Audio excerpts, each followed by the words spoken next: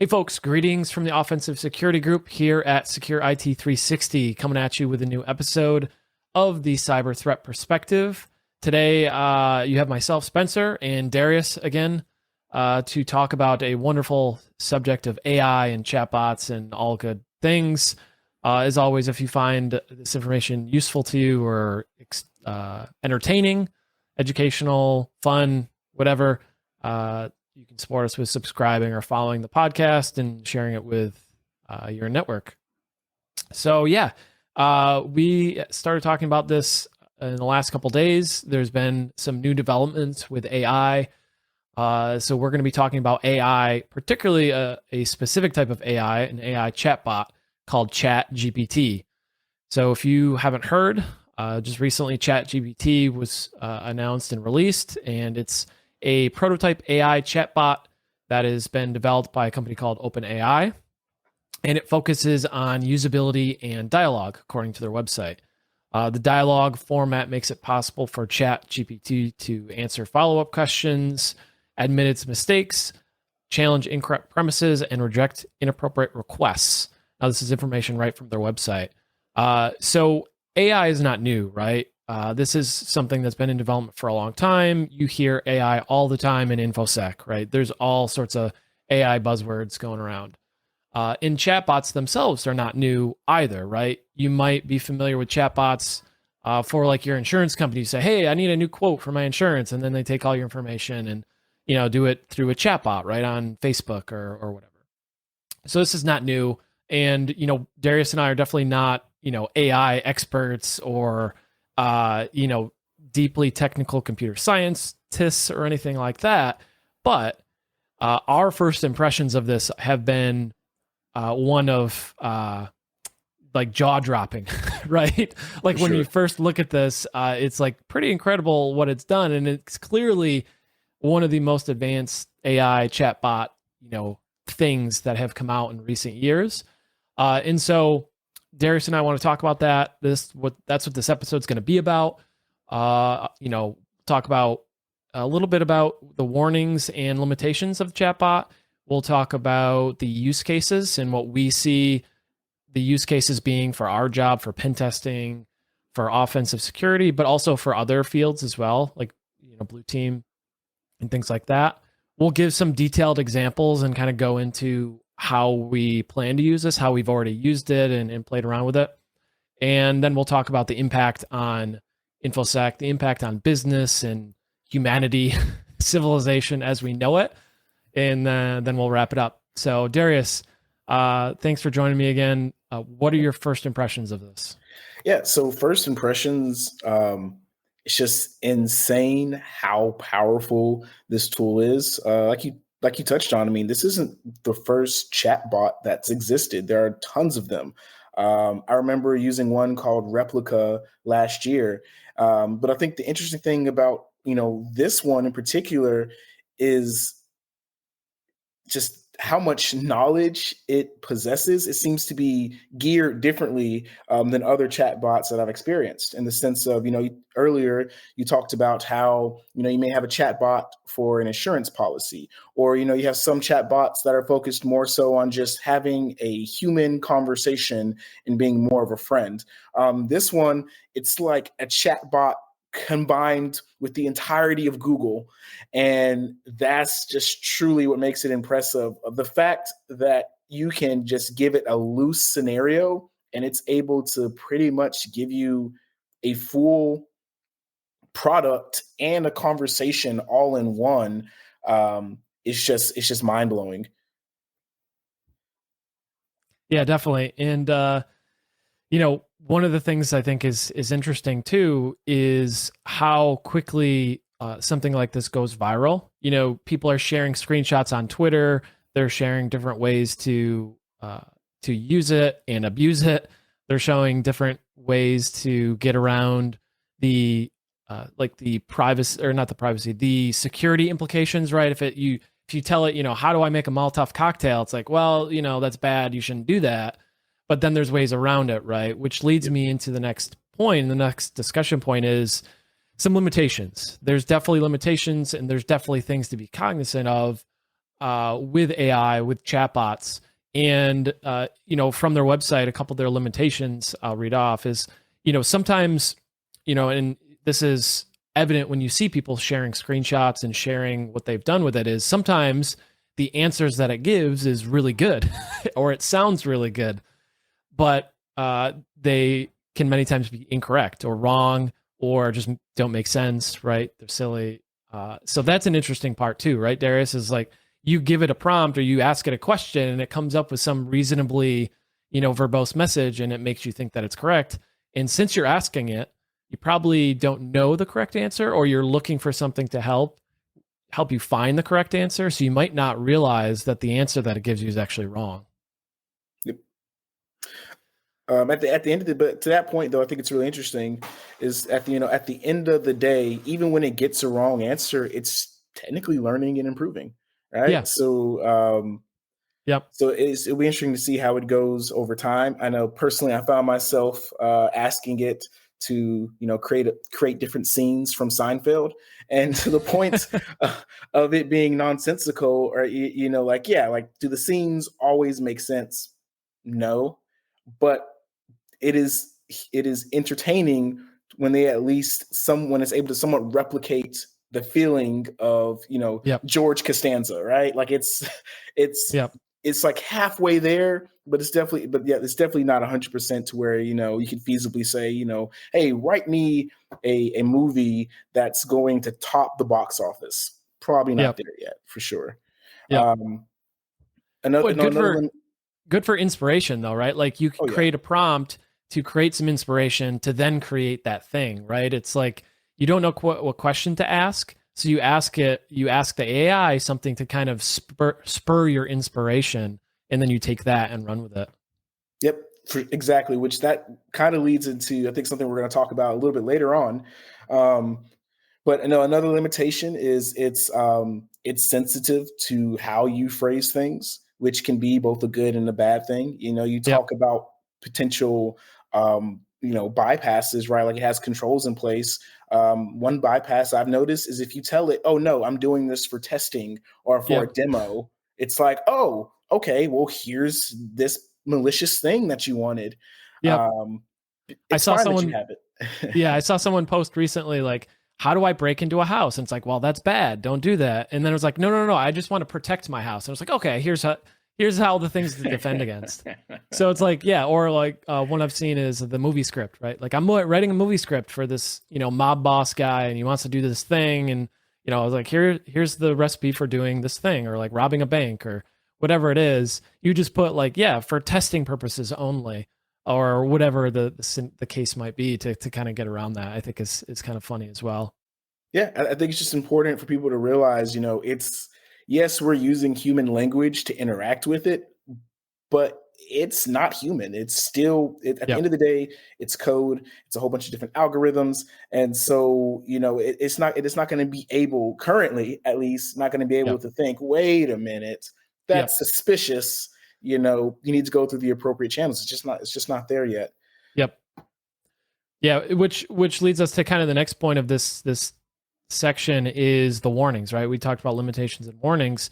One of the warnings, or one of the things to be cognizant of, is something that we talked about earlier on an internal meeting, was lack of morals, right? AI is void of beliefs and context and social norms and morals.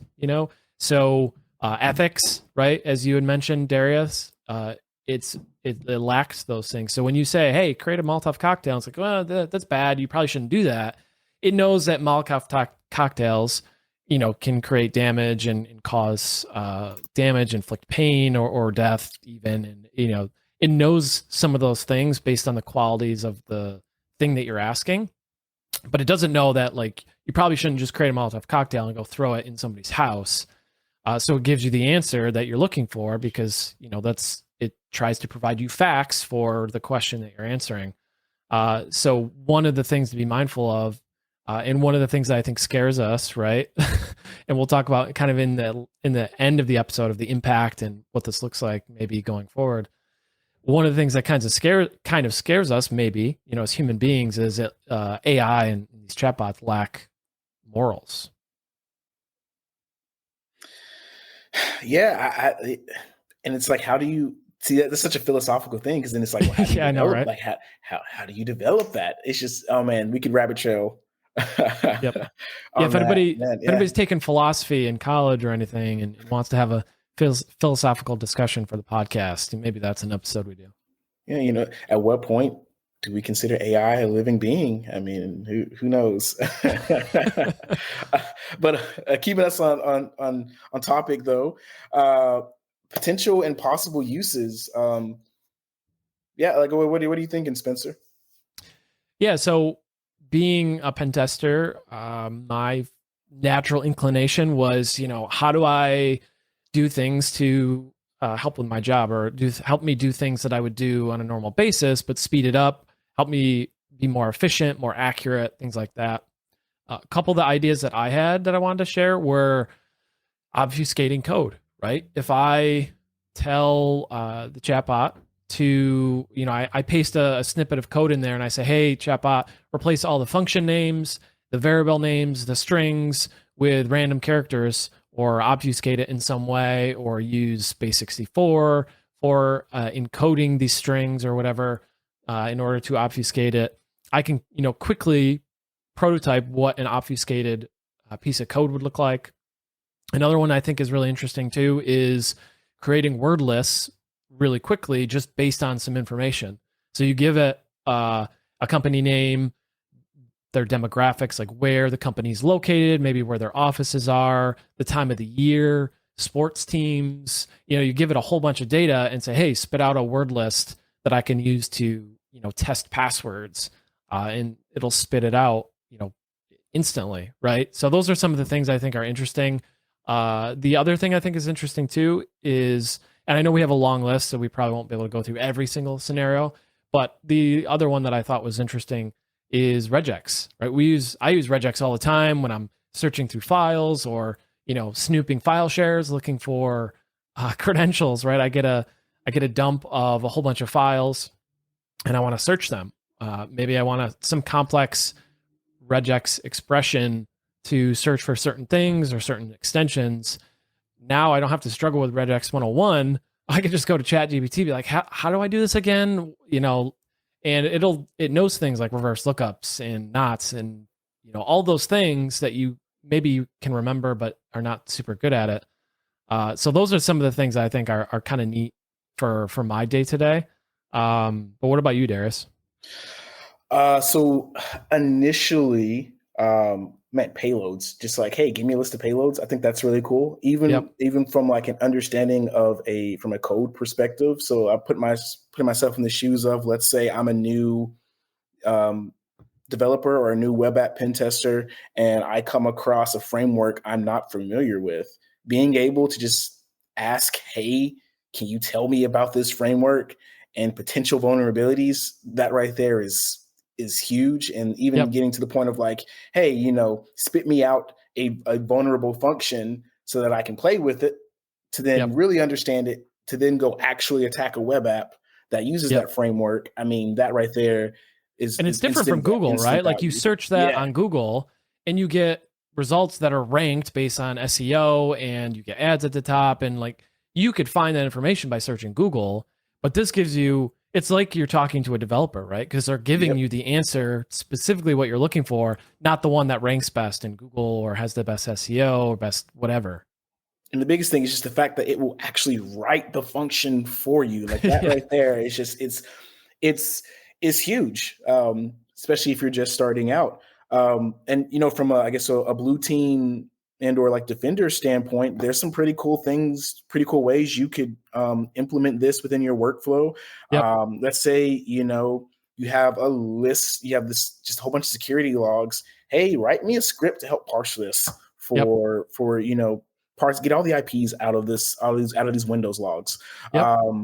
Hey, help me create a Yara rule based around certain activity. And what I personally think it's cool is utilizing AI to make AI to where you can say like, hey, help me write an algorithm to give a reputation of bad, good to a list of IPs based Yep. on a criteria of like location or whatever. And then you can even say, take it a step further and say, oh, and also give me a Python, go ahead and create a Python model for me.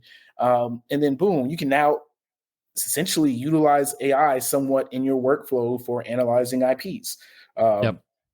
So tons of potential. The potential is kind of limitless. It's just a Yep. matter of what you imagine and asking the right questions so that you get what you're looking for. Yep. Yeah, putting my GRC hat on for a minute, my ISO hat, I think about policies and procedures too for defenders and blue teams. One of the hardest things I think that from a GRC standpoint is just coming up with language, right? Creating language to add to a policy for something that you're doing, right? It's just not something that a security practitioner is necessarily good at just out of the gate, right? Coming up with language for policies and procedures, is a really interesting use case as well. And it's kind of along the lines of phishing, right? We use ChatGPT. We can use ChatGPT for phishing and pretext, right? To come up with some fancy language for phishing emails and SMS and things like that. We can do the same thing for policies and procedures for the blue team, for the defenders. Write me a policy or an executive summary for a report, or a policy for this or a policy for that. So I think that's interesting as well, as being able to use it for reporting and analysis, creating cliff notes from meetings and all sorts of interesting things that you would never think of. But it's like you take this, the meeting notes, or you take this report and it's like, hey, summarize this report for me in like an executive summary, et cetera, et cetera. That is a game changer. Yeah, right? You're exactly right. Yeah. Right? Like you have some pen test report, right? You have the executive summary, or maybe it's like a detailed report. It's like, summarize this report for me, in 5 bullets and show me, whatever, whatever. Man, that's terrifying. It's extremely cool, but yeah, it's terrifying in the same vein. Yep. So I guess let's talk about, impact. We could talk a little bit about the impact on, now that I mean, it's always existed, but now that it's getting better, and it's still crazy to me that this is just a prototype. For it to be a prototype, man, like insane.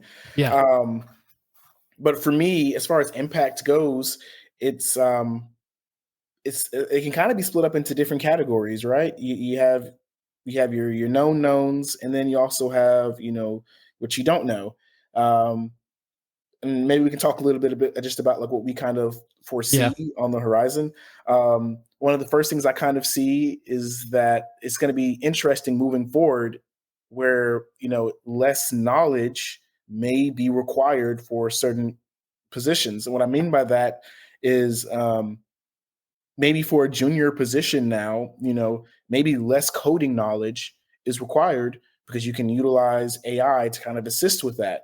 That being said, double-edged sword, you don't want it to be a crutch.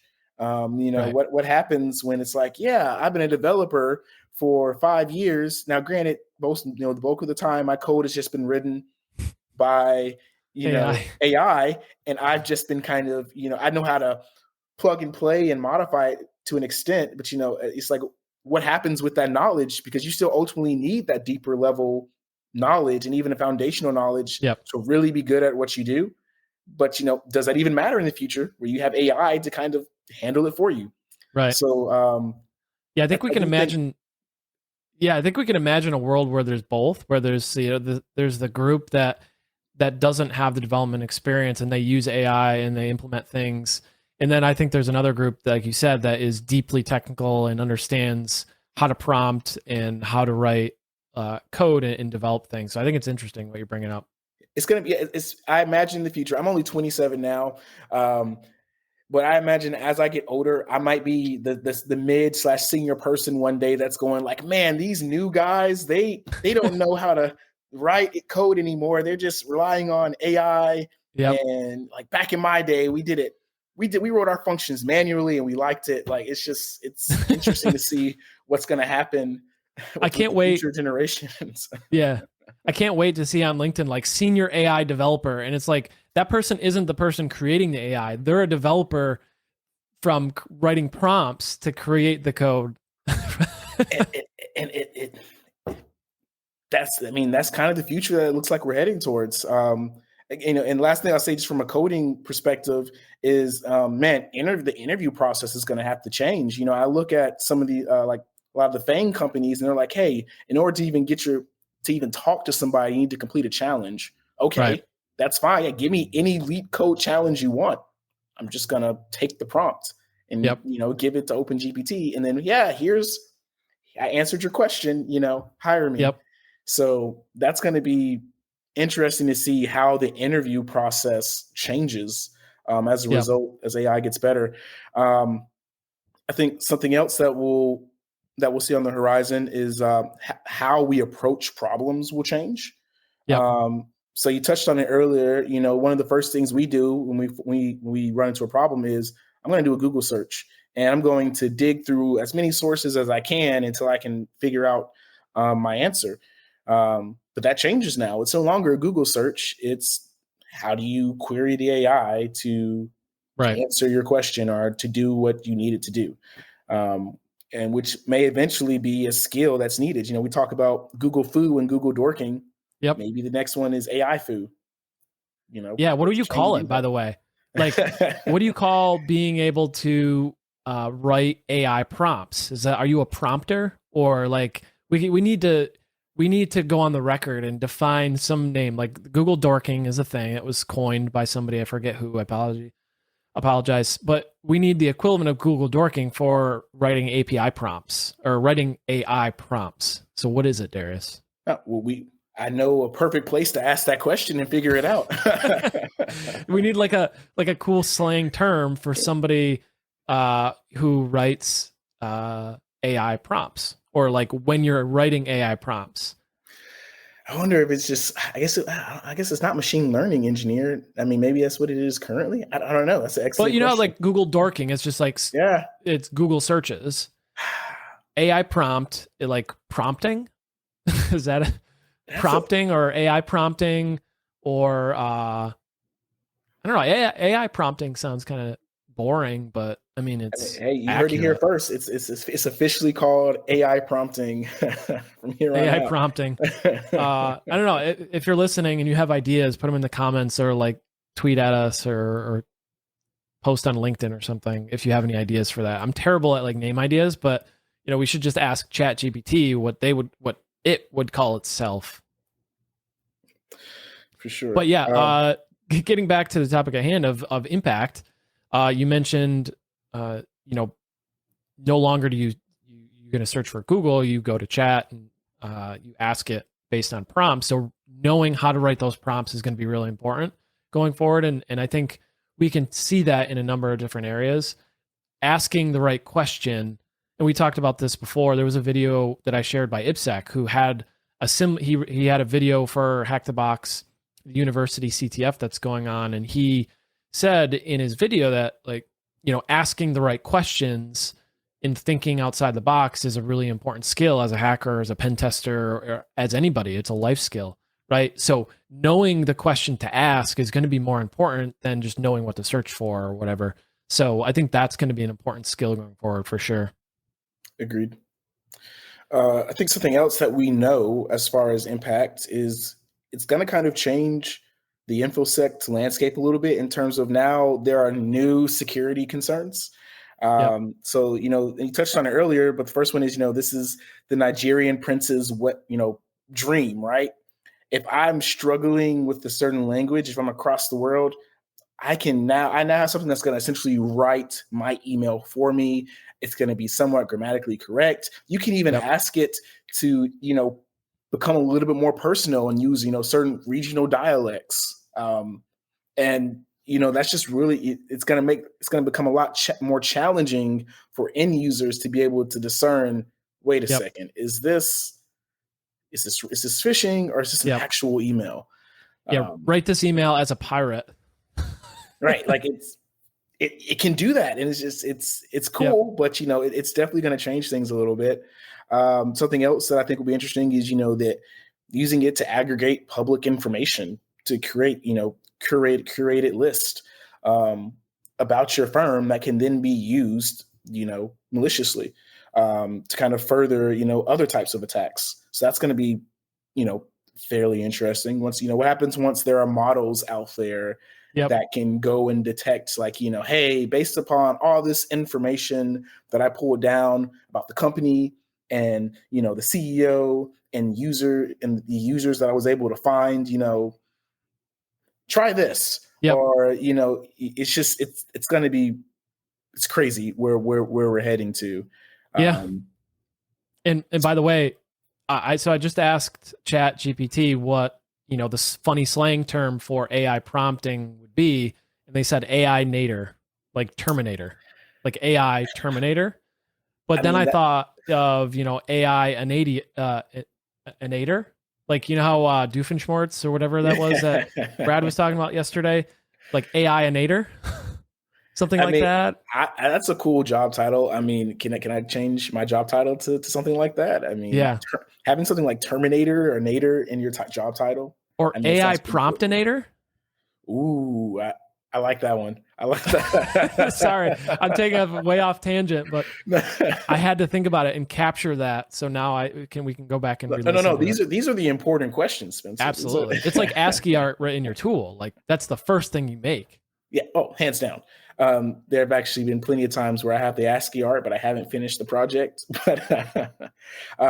But then, and the last thing I just want to say from like a security concern and something that we have to consider is at the end of the day, it's AI. It knows how to write code. It knows how to come up with suggestions and do things because of other human interactions that it has. It's all just essentially trial and error until eventually it hits a confidence level of like, okay, I know that when I see these keywords, I'm going to basically say this, right? I'm oversimplifying it, but at the end of the day, that's what it is. And so I think what another security concern that we'll have to be careful about is especially as end users start to use it more and more, is how are people within the company utilizing it, and potentially what company secrets or sensitive information are they just giving away to a third party? Right. Whether you're a developer and it's like I need help writing something, like, hey, debug my code, copy paste. That's been sent somewhere. And who knows what's being done with it. Even similar for, if you start to deal with, I think from like a HIPAA perspective, because Nicole and I were talking about this yesterday of like, what happens with like patient information or patient data or like, just things from that perspective. Where, maybe you send off, you ask a question of like, hey, I have a patient with these symptoms, what could it possibly be? Just the possibilities are endless. And at the end of the day, I really think it's, we're going to have to really think about the fact that if we are using it, what's happening with the data? Is it sitting out in S3 bucket somewhere where everybody could just query it and just find everything that everybody has ever created, and it's just linked to everybody's Google account or whatever, and it's like, oh, nice, cool. This is what so and so was searching, and you just have like it's like looking at somebody's browser history. It's like what you search for on the internet is a pretty good indicator of the type of thing that you're doing on a day-to-day basis. The question is, can you convince ChatGPT to kind of tell you, hey, open up and just give me the keys to the kingdom of like all of your information? Like, is that possible? That's another thing that was funny is like people were like rooting the chatbot, right? And they were printing out, hashes and, showing, stuff like that. I thought that was funny as well, because it's clearly like creating a fake environment. But something else that I thought was funny. Yeah, I mean, it kind of opens up, at some point, are there going to be pen tests involving APIs? AIs? So what about unknowns, right? You talked about knowns. What about the unknown things? Like you'd want to talk about, or you wanted to talk about some of the things that, are going to be an impact. Like no question there's going to be an impact. This is going to have an impact on various things. One of those things like jobs, you mentioned governments, regulation stuff, but what are some ideas you think or thoughts around what are the unknowns of this, or maybe some potential pitfalls? So the unknowns, like you said, first of all, jobs are going to change significantly. And like you Yep. can kind of take a guess, right? Like you said, AI promptinator might be a job one day. But like I just think it's going to, depending on how big it gets, it could potentially impact job requirements and what you're expected to kind of know. Like Yep. you're kind of right now, you're kind of expected to, if you have a problem, know how to at least Google and somewhat find an answer. That may now be replaced. Yep. Um, Same thing I'd also say is, what I always think from a pen testing perspective is what happens. You already have these automated pen test platforms. And I think you and Brad may have discussed them before on a previous podcast.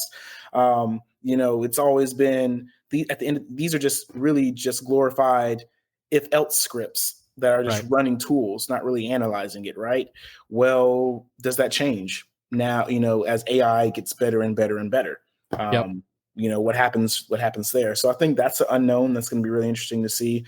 I think something else is, currently there, and there may be, if there are, I don't know about it, let us know, but are there regulations around how AI is implemented and used? If not, that to me is kind of scary because, what happens with it, especially from like a government use perspective, Mhm. that can really blow up and turn into something. I think of the movie, Minority Report, right? Like it's like what happens then, Yep. And then the last thing that I kind of think of as far as the unknown is what happens if/once we become too reliant on it. Right. That right there is just, it's going to be really interesting to see what happens. I kind of look back at like my grandparents, or they're like, you need to get off the internet, read a book instead, and I'm fairly reliant on the internet. If I lose internet access, like 75% of just my day-to-day what can I do knowledge goes out the window. Like Yep. how do I even get somewhere? I don't know. What's a map? Um, but so it's like it's going to be crazy to see what happens as we continue to use it and Yep. it gets integrated, how much we rely on it. Yeah, we're more reliant. We become more reliant on our critical thinking, right? Our ability to think outside the box. Or I heard this saying the other day, thinking without the box. I don't know who said that, but I heard that somewhere. I forget where. But thinking outside the box or thinking without the box, critical thinking is going to be extremely important. I mean, it already is, but to the extent where you're asking a AI machine learning model, whatever the case may be, the answer to or the solution to a problem, being able to ask those questions in a creative way that leads you to that solution is going to be an important skill. And I think that's obvious, right? I think it's obvious that that's going to be a very important skill. But like you said, to what extent do we become reliant on it? And what extent do businesses, bosses, jobs require you to maintain some level of base knowledge to interpret those results, right?